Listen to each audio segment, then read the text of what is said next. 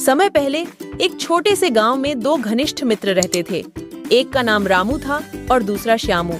दोनों की उम्र लगभग एक ही थी, लेकिन उनकी परिस्थितियां एकदम अलग थीं। रामू एक गरीब किसान का बेटा था, जबकि श्यामू एक अमीर व्यापारी का बेटा था। रामू के पिता का खेत बहुत छोटा था और वे दिन रात मेहनत करके भी मुश्किल से परिवार का पेट भर पाते थे। दूसरी ओर श्यामू के पिता के पास बड़े बड़े खेत, दुकानें और बहुत सारा धन था। श्यामू का जीवन बहुत आरामदायक और सुख सुविधाओं से भरपूर था। एक दिन रामू और श्यामू दोनों जंगल में घूमने निकले। जंगल में घूमते हुए उन्हें एक साधु महाराज मिले। साधु महाराज ने कहा, बच्चों, मैं तुम दोनों की दोस्ती की परीक्षा लेना चाहता हूँ, क्या तुम तैयार हो? रामू और श्यामू ने एक साथ कहा, हाँ महाराज, हम तैयार हैं। साधु महाराज ने रामू से कहा, तुम इस जंगल के सबसे कठिन हिस्से में जाकर एक दुर्लभ फूल लाओ। फिर उन्होंने श्यामू से कहा, तुम अपने घर जाकर अपने पिता से कहो कि वे तुम्हें इस फूल को खरीदने के लिए धन दें। रामू ने बिना किसी झिझक के अपनी यात्रा शुरू कर दी।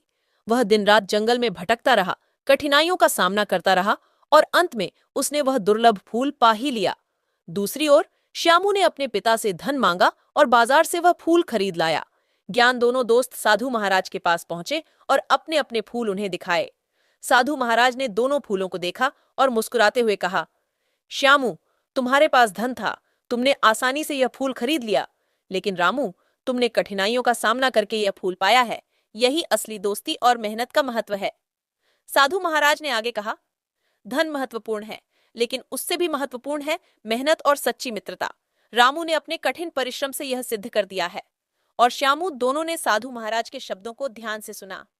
श्यामू ने महसूस किया कि सच्ची दोस्ती और मेहनत का महत्व धन से कहीं अधिक है।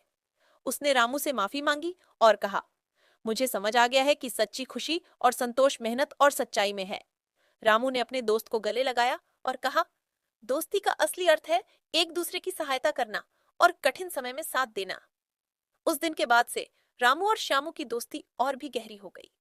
उन्होंने अपने जीवन में सच्चाई, मेहनत और मित्रता को प्राथमिकता दी और हमेशा एक दूसरे के साथ खड़े रहे, चाहे कैसी भी परिस्थिति क्यों ना हो।